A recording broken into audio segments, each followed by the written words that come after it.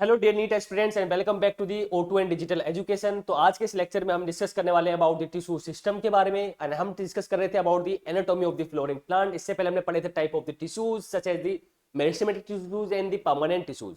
ठीक है, तो आज के इस लेक्चर में हम डिस्कस कर रहे हैं बेसिकली टिश्यू सिस्टम। तो आइए जरा यहाँ पर, तो टिश्यू सिस्टम बेसिकली तीन टाइप के होते हैं। कितने टाइप के?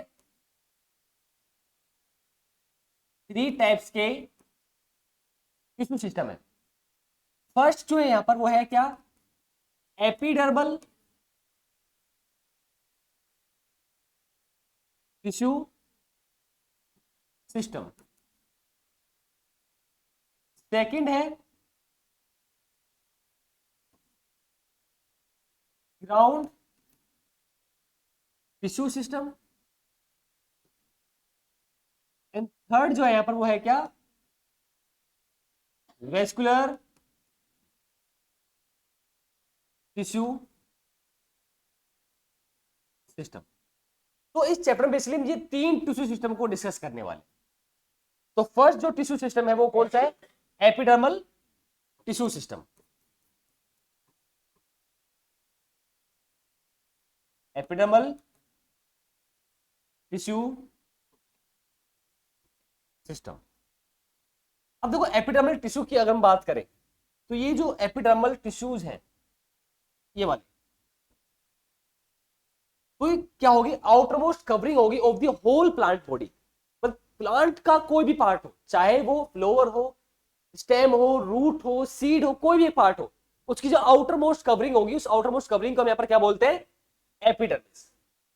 मतलब outer most covering of whole plant body, of whole plant body is epidermis, is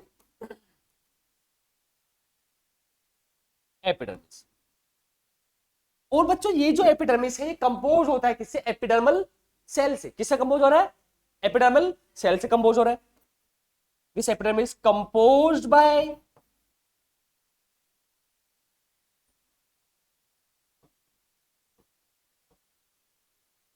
epidermal cells. Epidermal cells आ गए। अब हमें इन्हीं एपिडर्मल सेल्स के फीचर्स के बारे में पता होना चाहिए, इंपॉर्टेंट है। तो I am talking about the features of epidermal cells. Epidermal sales, तो सबसे पहले तो एपिडर्मिस जो है वो एक सिंगल लेयर होती है। क्या होती है? ये भी याद रखना, सिंगल लेयर है एपिडर्मिस। तो एपिडर्मल सेल्स के फीचर्स यहां पर क्या क्या है वो समझो। तो एपिडर्मल सेल कैसी होंगी? फ्लैट, इलोंगेटेड होंगी, विदाउट, बहुत बढ़िया, विदाउट इंटरसेल्युलर स्पेस होंगी। इंटरसेल्युलर स्पेस है। अब इंटरसेल्युलर स्पेस ना होने की वजह से क्या? विदाउट इंटरसेल्युलर स्पेस, मतलब विदाउट इंटरसेल्युलर स्पेस ना होने की वजह से यहां पर क्या करेंगे? ये सेल्स एक कॉन्टिन्यूअस सीट फॉर्म करेंगी एपिडर्मिस के, लाइक इस टाइप से।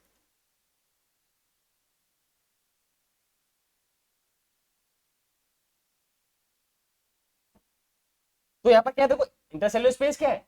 एब्सेंट है। ये क्या है? एब्सेंट है। तो क्या हो रहा है? टिश्यू की कॉन्टिन्यूअस लेयर फॉर्म हो रही है। तो फॉर्म्स कॉन्टिन्यूअस सीट।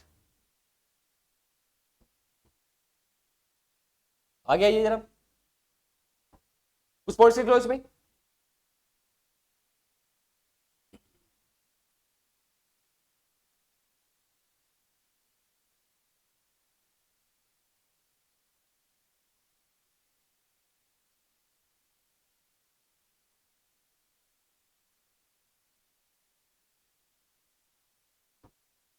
आइए जरा, हमने क्या क्या पॉइंट्स पढ़े भाई? फ्लैट हो गया एपिडर्मल सेल जो है, इलोंगेटेड है, स्मॉल अमाउंट ऑफ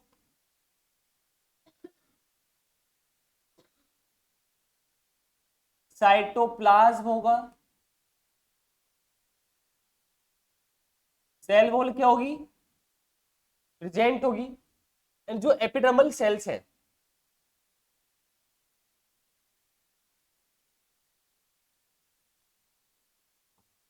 पर हम बात कर रहे हैं किसकी, एपिडर्मल सेल्स की, एपिडर्मल सेल्स की हम बात कर रहे हैं, जो कैसी है, फ्लैट है, इलोंगेटेड है, small amount of the cytoplasm है, सेल वॉल प्रेजेंट होगी, और यहां पर इंटरसेल्युलर स्पेस क्या था, इंटरसेल्युलर स्पेस क्या होता है, एब्सेंट होता है, एब्सेंट है। और जो एपिडर्मल सेल्स है वो किस टाइप की टिश्यू होते हैं, वो पेरेन्काइमेटिक सेल्स होती है, एपिडर्मल सेल्स आर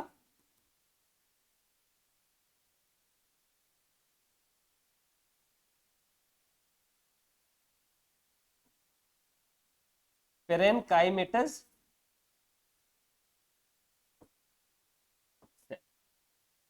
वैक्यूल्स क्या होते हैं, लार्ज होते हैं, लार्ज वैक्यूल्स होंगे। अच्छा अगर मैं तुमसे ये पूछूं कि जो एपिडर्मिस हम पढ़ रहे हैं यहाँ पर, इसका नेचर क्या है, ये मेरिस्टेमेटिक है या ये परमानेंट है, कमेंट करो, बताओ, ये मेरिस्टेमेटिक होगा या परमानेंट होगा।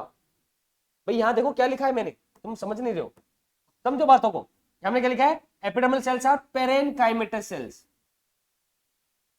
पेरेन्काइमा, पेरेन्काइमा कौन सा टिश्यू है, परमानेंट है, सिंपल है, कॉम्प्लेक्स है, बोलो, कमेंट करो तुम, सिंपल टाइप का होता है, इस टाइप का, ये याद रखो ना, यही तो पॉइंट है, सिंपल, परमानेंट टिश्यूज है बेसिकली, कौन से पेरेन्काइमा। तो जो एपिडर्मिस है या जो एपिडर्मल सेल्स है, ये परमानेंट सेल्स है, कैसी है ये, परमानेंट सेल्स है। क्या ये डिवाइड करेंगी, करेंगी, हाँ, गलत हो तुम, बेटा परमानेंट सेल जो है वो डिवाइड नहीं करती, पढ़ा हमने थोड़ी देर पहले ये भी लास्ट लेक्चर में, कि जो एपिडर्मल सेल्स है, मतलब ये कैसी है, परमानेंट है, परमानेंट वाली जो होती है वो डिवाइड तो करती नहीं, उनकी क्योंकि उनके पास क्या नहीं होता, डिवीजन की एबिलिटी ही नहीं है उनके पास, तो वो डिवाइड ही नहीं कर पाएंगे। बट यहाँ पर अगर हम बात कर रहे होते मेरिस्टेमेटिक टिश्यूज की, हाँ वो डिवाइड कर रही होती, क्यों, क्योंकि उनके पास क्या है, डिवीजन की एबिलिटी है, इसके पास डिवीजन की एबिलिटी नहीं है, तो कांट डिवाइड, ये डिवाइड नहीं कर सकती, इनके पास वो एबिलिटी है ही नहीं। ये तुम्हें याद रखना है कि सेल्स का नेचर क्या है, वो मेरिस्टेमेटिक है या वो परमानेंट है, परमानेंट है तो वो कौन सा है, सिंपल परमानेंट है या वो कॉम्प्लेक्स परमानेंट है, you should to know about this type of the nature of the cells of the tissues. ये क्लियर है एकदम, ये हो गया एपिडर्मिस के बारे में। अब एपिडर्मिस में अगर हम बात करें, और क्या होता है, स्टोमेटा होता है, क्या होता है, स्टोमेटा, स्टोमेटा के साथ क्या होंगी, गार्ड सेल्स प्रेजेंट होंगी, और कौन सी सेल्स होती है, सब्सिडियरी सेल्स होती है, सब्सिडियरी सेल्स। इस पूरे अरेंजमेंट को, इस पूरे अरेंजमेंट को हम क्या बोलते हैं, स्टोमेटल अपैरेटस, इसमें स्टोमेटा है, गार्ड सेल है और सब्सिडियरी सेल है, उस अरेंजमेंट को हमने क्या बोल दिया, स्टोमेटल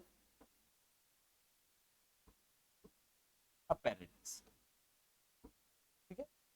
अच्छा एक पॉइंट और यहां पर मिस हो गया, जो एपिडर्मल सेल्स है ये सिक्रीटरी टाइप की होती है, कैसी होती है,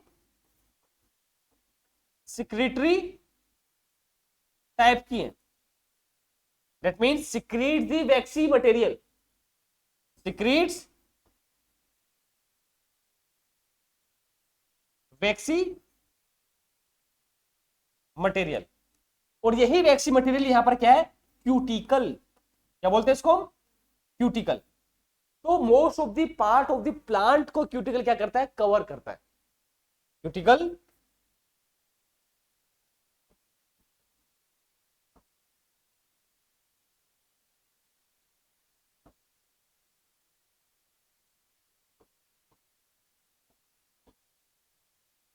cuticle covers the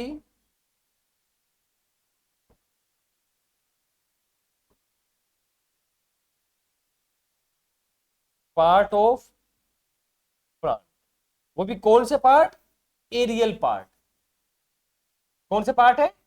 aerial part की हम बात कर रहे हैं। क्यों? क्योंकि रूट में क्या होता है, ये क्यूटिकल एब्सेंट होता है, ये याद रखना है तुम्हें। Star point, in roots cuticle will be, बहुत बढ़िया, क्यूटिकल विल बी एब्सेंट। अगर हम बात करें क्यूटिकल के रोल की, तो क्यूटिकल क्या करता है? प्रिवेंट करता है लॉस ऑफ दी वाटर को, दैट मींस द ट्रांसपिरेशन। ये क्यूटिकल क्या कर रहा है यहाँ पर? Prevent the loss of water.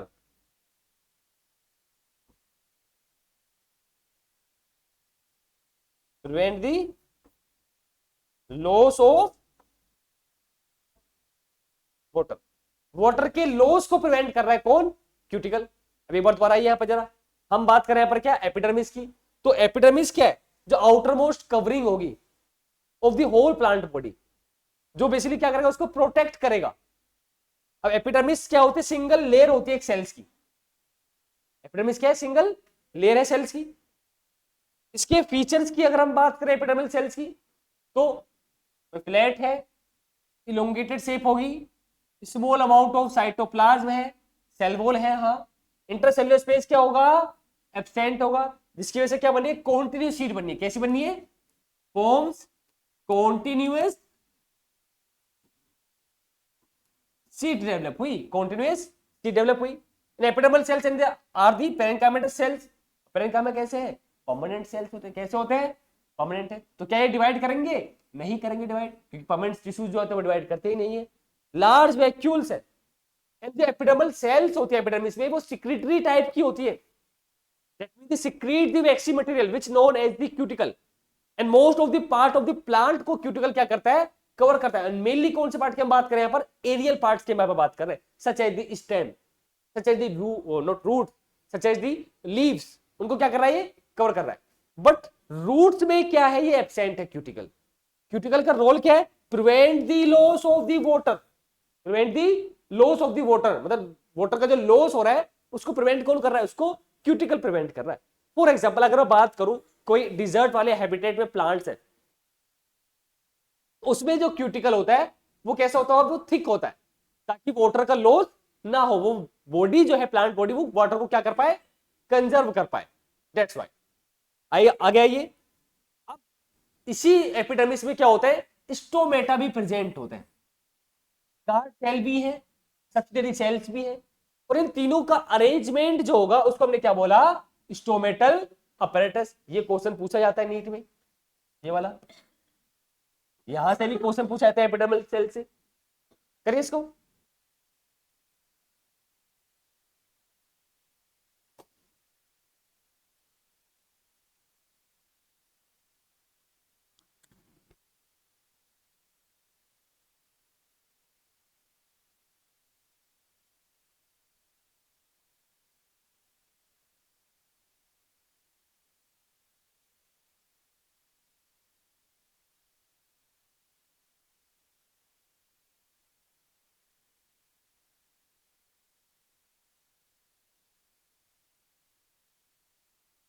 तो बढ़ते आगे अभी जरा। तो now I am talking about the stomatal apparatus such as the stomata, guard cell and also subsidiary cell which also known as the neighboring cells। हम उन्हीं के यहाँ पर क्या करने वाले हैं? बात करने वाले हैं अभी। तो समझिए आइए जरा। तो पहले सबसे पहले डायग्राम बनाते हैं हम।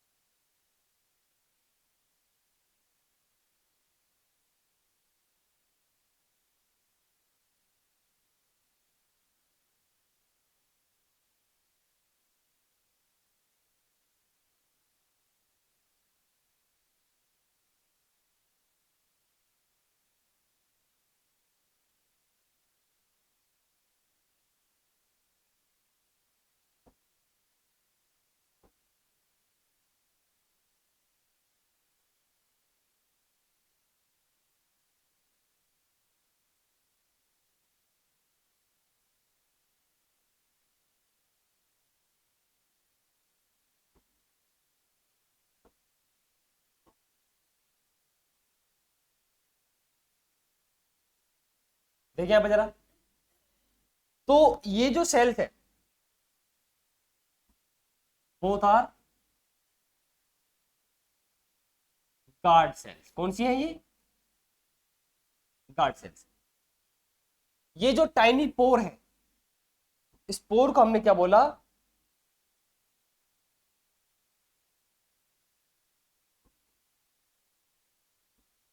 Stomatal pore. Guard cell, stomatal pore. ये वाली जो सेल्स है इनको हमने बोला सब्सिडियरी सेल्स हमने बोला। And also as the adjoining cell, adjoining cells, neighbouring cells ही बोलते हैं जिनको, नेबरिंग सेल्स हमने बोल दिया। सब्सिडियरी सेल्स, एडजॉइंग सेल्स और दी नेबरिंग सेल्स हमने इनको बोला। अब सुनिए जरा, ये जो गार्ड सेल है ना, ये कैसी है? किडनी और बीन शेप है। कैसी है? किडनी और बीन शेप्ड है। और ये गार्ड सेल एंक्लोज करते हैं किसको? स्टोमेटा को। एंक्लोज्ड स्टोमेटा को। अब ये जो स्टोमेटा है, इसकी ओपनिंग एंड क्लोजिंग को रेगुलेट कौन करता है? गार्ड सेल रेगुलेट करेंगे। तो guard cell regulates, guard cell regulates the opening and, ये बहुत इंपॉर्टेंट पॉइंट है, closing of stomata. Guard cell regulates the opening and the closing of stomata. Stomata की जो ओपनिंग होगी और जो क्लोजिंग होगी उसको रेगुलेट कौन कर रहा है? पर गार्ड सेल रेगुलेट कर रहा है। शेप कैसे गार्ड सेल की? किडनी और बीन शेप है। एंक्लोज करता है किसको? स्टोमेटा को। तो गार्ड सेल से क्वेश्चन पूछा जाता है नीट में, याद रखना। शेप क्या है इसकी, क्या इसका फंक्शन है, वो तुमसे पूछा जाएगा। Now I am talking about the stomatal pore. अब अगर हम स्टोमेटल पोर की बात है तो सबसे पहले स्टोमेटा है क्या? टाइनी पोर है। क्या ये? टाइनी पोर है ये, सीधी टाइनी पोर। और ये जो टाइनी पोर है, आ गया ये जरा इसमें। तो स्टोमेटल पोर में और क्या है, इसका रोल की अगर हम बात करें, ये इंपॉर्टेंट है हमारे लिए। तो दो रोल है स्टोमेटा के जो मेन है। एक है एक्सचेंज ऑफ गैसेस में हेल्प करेगा, मतलब प्लांट में at the time of the photosynthesis और डे टाइम। डे टाइम की बात करें, चलो हम भाई, डे टाइम में फोटोसिंथेसिस होगी। फोटोसिंथेसिस को करने के लिए क्या चाहिए? CO2 चाहिए, रॉ मटेरियल है। तो CO2 क्या होगा? अंदर आएगा। क्या होगा? CO2 अंदर आएगा। और डे टाइम में ही वो क्या प्रोड्यूस करेगा? ऑक्सीजन को। And some small amount of the oxygen used by itself in their respiration, aerobic respiration. तो जो ऑक्सीजन इसने प्रोड्यूस करी फोटोसिंथेसिस के टाइम पर, उसी ऑक्सीजन को, स्मॉल अमाउंट ऑक्सीजन को क्या कर लेगा? खुद अपने रेस्पिरेशन में यूज कर लेगा। क्यों? क्योंकि प्लांट में रेस्पिरेशन कौन सा होता है? एरोबिक टाइप का होता है। That means the which type of the respiration occurs in the presence of the oxygen, उसी को हम यहाँ पर क्या बोलते हैं? एरोबिक रेस्पिरेशन यहाँ पर बोलते हैं। तो वही यहाँ पर क्या हुआ? एरोबिक रेस्पिरेशन हुआ। तो जो ऑक्सीजन फोटोसिंथेसिस के टाइम पर रिलीज आउट हुई, उसका कुछ पार्ट, कुछ फ्रैक्शन उस प्लांट ने अपने एरोबिक रेस्पिरेशन के लिए क्या कर लिया? यूज कर लिया। एंड आफ्टर दैट जो लार्ज अमाउंट ऑफ ऑक्सीजन बची, वो क्या करेगा? उसको बाहर निकाल देगा। तो क्या करा? बाहर निकाल दिया। तो बच्चों ये जो CO2 अंदर गई, ऑक्सीजन बाहर आई, इसी को हम क्या बोलते हैं? Exchange of gases. क्या बोला हमने इसको? समझ में आया नहीं आया? Exchange of gases. ये तो हो गया डे टाइम का। ये जो मैंने बताया तुम्हें, ये डे टाइम का हो गया, ड्यूरिंग फोटोसिंथेसिस। डे टाइम या ड्यूरिंग फोटो। बट अगर हम बात करें at the time of the night, रात की अगर हम बात करें, रात में तो सनलाइट क्या एब्सेंट है, तो फोटोसिंथेसिस बोलो होगी नहीं होगी? नहीं होगी, क्योंकि सनलाइट ही एब्सेंट है। तो उस टाइम पर CO2 तो नहीं चाहिए उसको, और उसको एरोबिक रेस्पिरेशन तो करना, क्योंकि रेस्पिरेशन जो होता है बच्चों, वो ऑल द टाइम होता है, चाहे रात हो या दिन हो, ठंड का मौसम चल रहा हो या रात गर्मियों का मौसम चल रहा हो या स्प्रिंग सीजन चल रहा हो, हर एक टाइम पर कंटिन्यूसली फॉर्म में क्या होगा? रेस्पिरेशन होगा। ऑक्सीजन तो हर बार हमेशा चाहिए। हर एक लिविंग ऑर्गेनिज्म को चाहिए, जो बेसिकली एरोबिक रेस्पिरेशन के थ्रू क्या कर रहा है, रेस्पायर कर रहा है।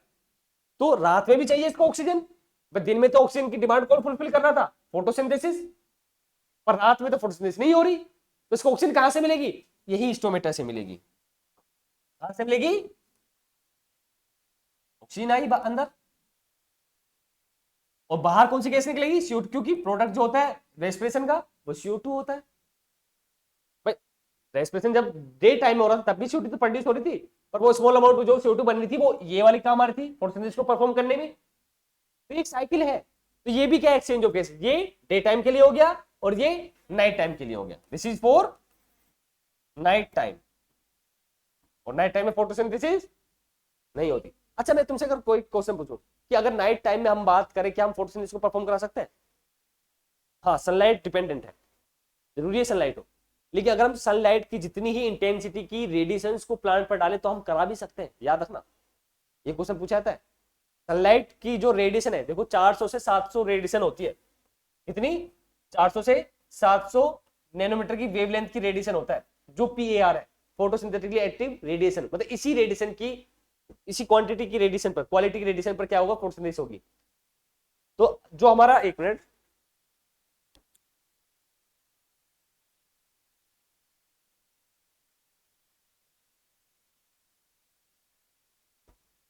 तो जो हमारा यहाँ पर रेडिएशन होना चाहिए वो कितना होना चाहिए, 400 से 700, अगर हम प्रोवाइड कर सकते हैं तो हम फोटोसिंथेसिस रात में भी कर सकते हैं। ठीक है, समझ में आया, आइए आगे जरा। तो ये डे टाइम में हो गया, नाइट टाइम में हो गया। तो रोल जो है स्टोमेटा का वो क्या है, responsible for the exchange of gases, gases का जो ट्रांसमिशन होगा, ट्रांसपोर्टेशन होगा वो in the plant and outside the plant, वो किसके थ्रू होगा, वो स्टोमेटा के थ्रू होगा। सो रिस्पॉन्सिबल फॉर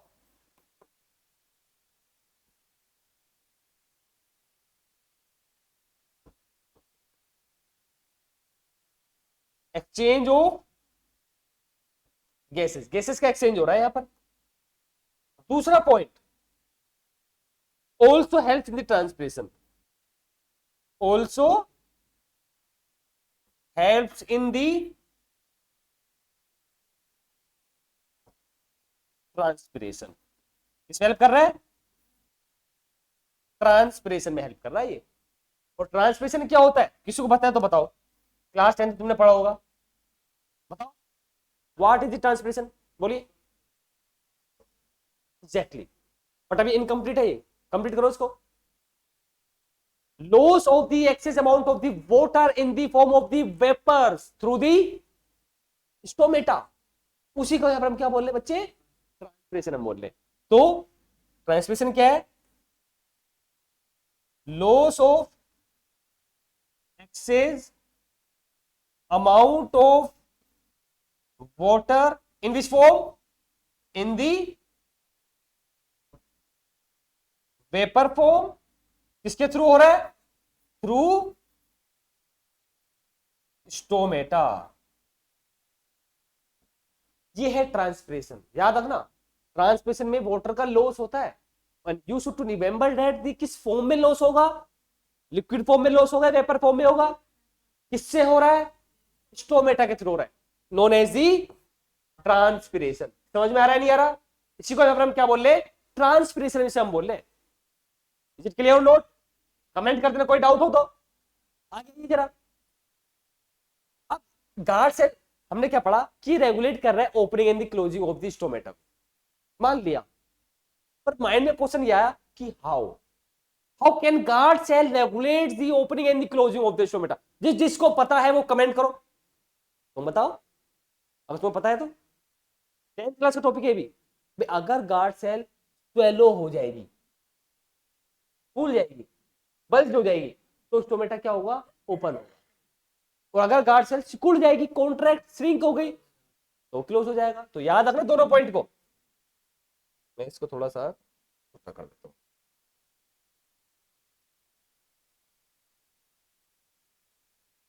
देखिए यहां पर जरा, तो ओपनिंग की हम बात करें पहले, इसकी बात करिए हमने, ओपनिंग कब होगी स्टोमेटा की, when guard cell bulge out of the solanum, when guard cell bulge और सोलन, जब वो फूल जाते तभी क्या होगा, स्टोमेटा ओपन होगा। अब पॉइंट है कि गार्ड सेल मतलब स्टोमेटा क्लोज कब होगा, जब गार्ड सेल फ्लैसिड या श्रिंक हो जाए, सिकुड़ जाए। when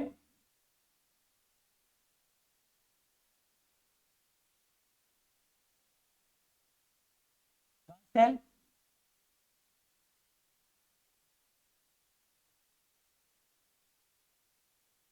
become flaccid और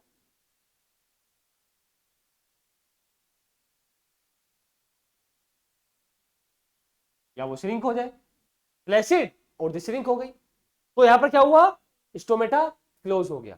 पता होना चाहिए तुम्हें कि गार्ड सेल, ये तो हमें पता है कि गार्ड, ये भी पता होना चाहिए तुम्हें सबसे पहले तो कि गार्ड सेल का रोल क्या है, responsible for the opening and the closing of the stomata, but how, ये क्वेश्चन बनना चाहिए तुम्हारे माइंड में। अगर गार्ड सेल मतलब स्टोमेटा ओपन हो रहा है तो गार्ड सेल क्या हुई है, यहाँ पर बल्ज हुई है, स्वेलो हो गई, फूल गई है गार्ड सेल। अगर स्टोमेटा क्लोज हुआ है तो क्या हुआ है, गार्ड सेल फ्लैसिड और श्रिंक हो गई है, कॉन्ट्रैक्ट हो गई है वो, then stomata will be close. Stomata का रोल क्या है यहाँ पर, दो रोल है, एक तो एक्सचेंज ऑफ गैसेस में रोल है इसका, दूसरा ट्रांसपिरेशन में हेल्प करता है। सब्सिडरी सेल इसमें ऑस्मोटिक ग्रेडियंट मेंटेन करेगा, वो हम आगे डिस्कस करने वाले। यहां तक क्लियर एकदम नहीं है। अब एक पॉइंट बहुत इंपॉर्टेंट है, इसको समझो भाई। एपिडर्मल सेल्स है, बहुत सारी सेल्स है, एपिडर्मल सेल्स है, उनके हमने फीचर्स पढ़े, गार्ड सेल्स है, सब्सिडरी सेल्स है, ये भी तो एपिडर्मल में ही आ रहा है।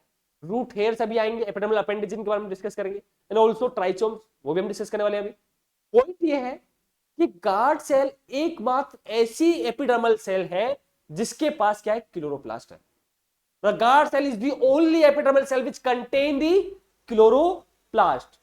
क्या बोला मैंने, बोलो, कंटेन दी, कौन सी सेल की बात कर रहा हूं मैं, गार्ड सेल। बहुत ज्यादा इंपॉर्टेंट पॉइंट है। तो only epidermal cell which contain chloro, जिसके पास है क्या, क्लोरोप्लास्ट। एपिडर्मल सेल की एक बात यही ऐसी सेल है जिसके पास क्लोरोप्लास्ट होगा। अब क्लोरोप्लास्ट है तो क्या इसमें फोटोसिंथेसिस हो सकती है, हाँ हो सकती है। ये भी याद रखना, गार्ड सेल में क्या होगी, परफॉर्म, अरे बात समझ में आ रहा है नहीं आ रहा, फोटो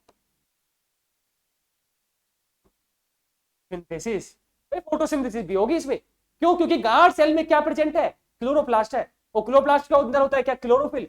जो क्लोरोफिल क्या करता है, सनलाइट को एब्जॉर्ब करता है। वो क्या करता है, वो एब्जॉर्ब करेगा सनलाइट को। जिनके लिए नोट, ये तो हो गया नॉर्मली। अब अगर मैं बात करूं ग्रासेस की, इन ग्रासेस, इन ग्रासेस, वहां पर जो गार्ड सेल होगी वो डंबल शेप होती है, इस टाइप से।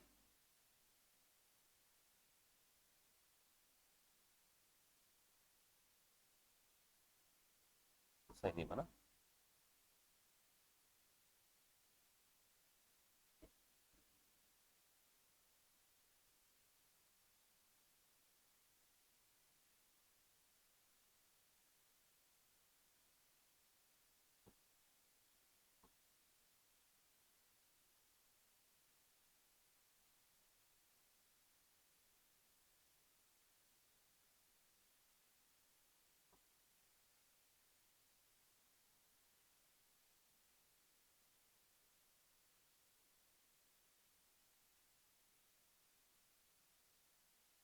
ये इस टाइप से।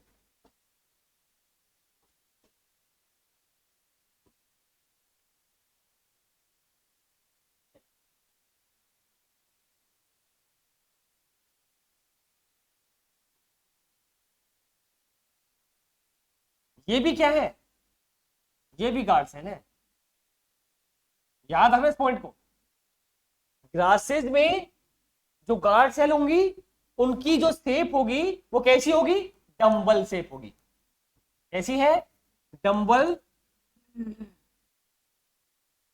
नीट का क्वेश्चन है ये, ये ग्रासेज में कैसा है, गार्ड सेल डंबल शेप की है। क्लियर, याद रखना। नेक्स्ट टॉपिक पे आइए जरा, last topic of this lecture, वो है एपिडर्मल अपेंडेज। एपिडर्मल अपेंडेज, हम बात करें किसकी, एपिडर्मल अपेंडेज की। तो जो एपिडर्मल अपेंडेज है वो दो टाइप के हैं। अगर मैं बात करूं इन दी रूट्स, इन दी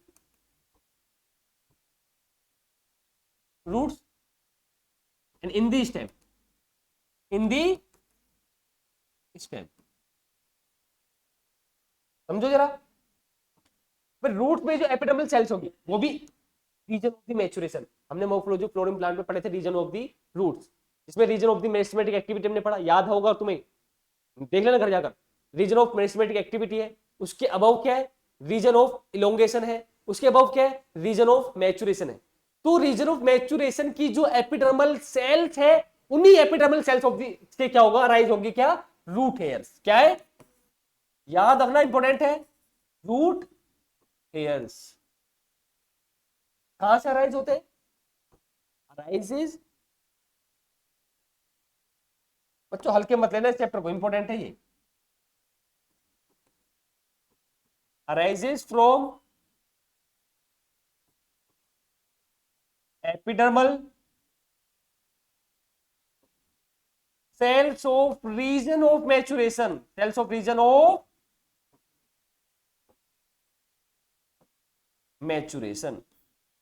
जो रीजन ऑफ मैच्योरेशन है रूट के रीजन में, उसकी एपिडर्मल सेल से अराइज हुई क्या, तो है तो ये एपिडर्मल सेल से अराइज हुए ना ये, तो इनको हमने क्या बोला, एपिडर्मल अपेंडिक्स हमने बोला।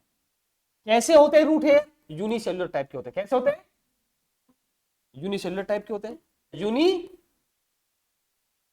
होते हैं और सॉफ्ट होंगे, ठीक है, और कैसे होंगे, अनब्रांच्ड होंगे, अनब्रांच टाइप के। क्या इनमें क्यूटिकल प्रेजेंट होगा, बोलो, cuticle will be present or the absent in the root hair. बहुत बढ़िया, क्यूटिकल क्या होता है इसमें, एब्सेंट, क्योंकि अगर क्यूटिकल प्रेजेंट होगा तो रूट हेयर क्या नहीं कर पाएंगे, एब्जॉर्ब नहीं कर पाएंगे वाटर मिनरल्स को। पर रूट हेयर का काम ही क्या है, absorption of the water and the minerals from the soil. तो अगर क्यूटिकल हो गया तो एब्जॉर्ब ही नहीं कर पाएगा, फिर इसका फायदा क्या रहा, कुछ एडवांटेज मिला प्लांट को रूट हेयर होने से, ये नहीं मिला। इस तरीके से करो, ठीक है। तो समझ में आया क्या है? तो क्यूटिकल क्या होगा,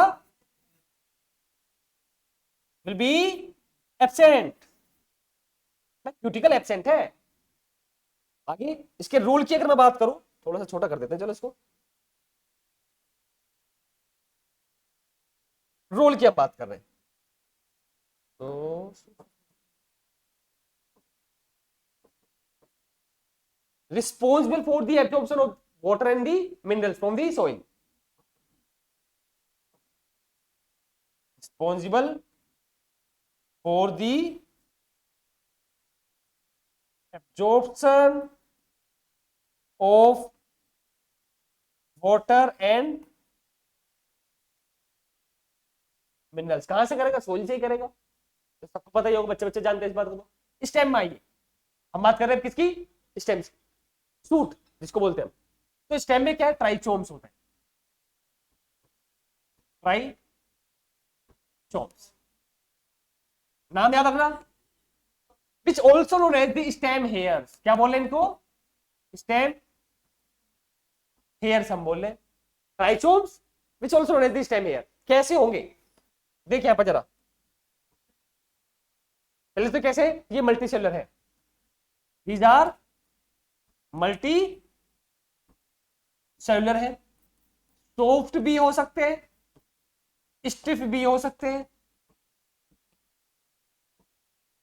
अनब्रांच्ड भी हो सकते हैं, और मे बी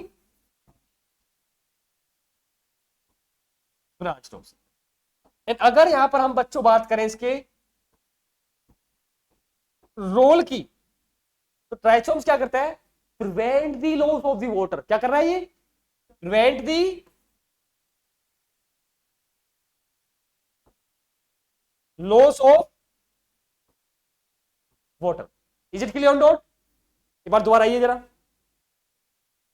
आज हमने डिस्कस किया टिश्यू सिस्टम के बारे में, हमने डिस्कस किया टिश्यू सिस्टम कितने टाइप के, 3 टाइप के, एपिडर्मल टिश्यू सिस्टम एंड और कौन सा है, ground tissue system, and third one is the vascular tissue system. आगे हम इनको डिस्कस भी करेंगे। आज के लेक्चर में डिस्कस करते हैं मेनली एपिडर्मल टिश्यू सिस्टम को। अब अगर मैं बात करूं एपिडर्मल टिश्यू सिस्टम की, तो जो आउटर मोस्ट कवरिंग होगी होल प्लांट बॉडी की, जो बेसिकली प्लांट के ऑर्गन्स को या पार्ट्स को क्या करते हैं, प्रोटेक्ट करती है, उसको हम क्या बोलेंगे, epidermis. And epidermis mainly composed by the single layer of the cells, मतलब सेल्स की एक सिंगल लेयर है, और उसमें जो सिंगल लेयर होगी सेल्स की, वो सेल कौन सी है, वो है एपिडर्मल सेल्स। अब इन्हीं एपिडर्मल सेल्स की फीचर्स की हम बात कर रहे हैं। जो सेल होंगी उनका फीचर क्या है, कोई प्लेट है, प्लेट है, इलोंगेटेड है, small amount of the cytoplasm होगा, सेल वॉल प्रेजेंट होगी, इंटरसेलुलर स्पेस क्या है यहाँ पर, एब्सेंट है, और अगर इंटरसेलुलर स्पेस प्रेजेंट है तो एक कॉन्टिन्यूस शीट फॉर्म होगी। हमने यहाँ पर डायग्राम बनाया था, देखो यहाँ पर जरा, इस टाइप की कॉन्टिन्यूस शीट फॉर्म हो रही है यहाँ पर। आगे आइए, लार्ज वैक्यूल्स प्रेजेंट होगी, एपिडर्मल सेल्स पेरिकामेंटस टाइप की है, मतलब परमानेंट है, तो कांट डिवाइड।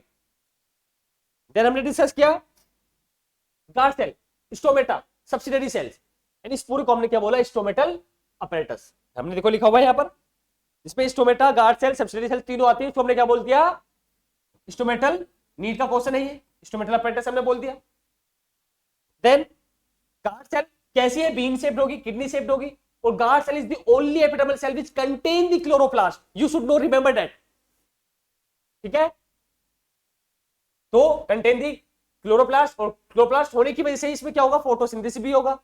गार्ड सेल ही है जो रिस्पॉन्सिबल होगा for the opening and the closing of the stomata, but how, points लिखे हुए, अगर ओपन हो रहा है स्टोमेटा तो गार्ड सेल कैसी है, बल्ज हो रही है, स्वेलो हो रही है, फूल गई वो। अगर स्टोमेटा क्लोज हुआ है तो गार्ड सेल क्या हुई है, श्रिंक हुई है, फ्लैसिड, कॉन्ट्रैक्ट हो गई है वो।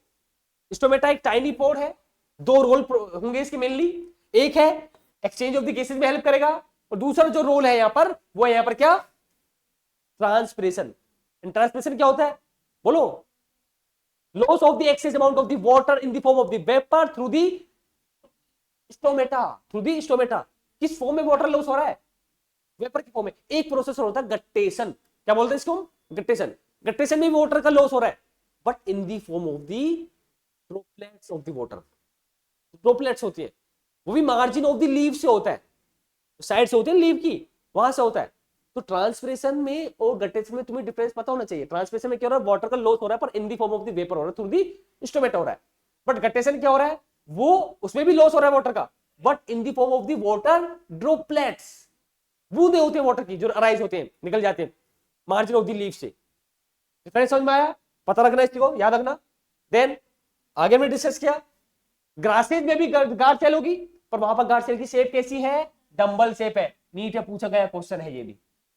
आगे ये हमने फिर डिस्कस किया एपिडर्मल अपेंडिक्स की। तो एपिडर्मल अपेंडिक्स दो टाइप के होते हैं, रूट्स में अलग होंगे, स्टेम में अलग होंगे। रूट्स में अगर हम बात करें तो रूट हेयर, किससे अराइज हो रहे हैं root hair, epidermal cells of the region of the maturation of the roots. Root hair कैसे है फीचर, यूनिसेल, ये पूछा जाता है नीट में, क्वेश्चन पूछा जाता है यहां से, रूट हेयर से और ट्राइचोम से, तो हल्के मत लेना इस टॉपिक को। यूनिसेलर है, सॉफ्ट एंड ब्रांच्ड है, क्यूटिकल विल बी एब्सेंट, क्योंकि अगर होगा तो वाटर एब्जॉर्ब नहीं हो पाएगा, क्योंकि मेन रोल जो है रूट हेयर का वो क्या है, absorption of the water in the minerals. Trichomes की अगर हम बात करें तो मल्टीसेलुलर है, सॉफ्ट है, स्टिफ एंड ब्रांच्ड है हो गया, एंड इसका रोल क्या है, prevent in the loss of the water. तो आज के इस लेक्चर में इतना ही। एंड अगेन अगर आपको कोई डाउट है तो आप मुझे कमेंट कर सकते हैं, पर आई विल रिप्लाई। एंड तुम बताओ कोई डाउट है तो, ठीक है। चलो आज के लिए इतना ही।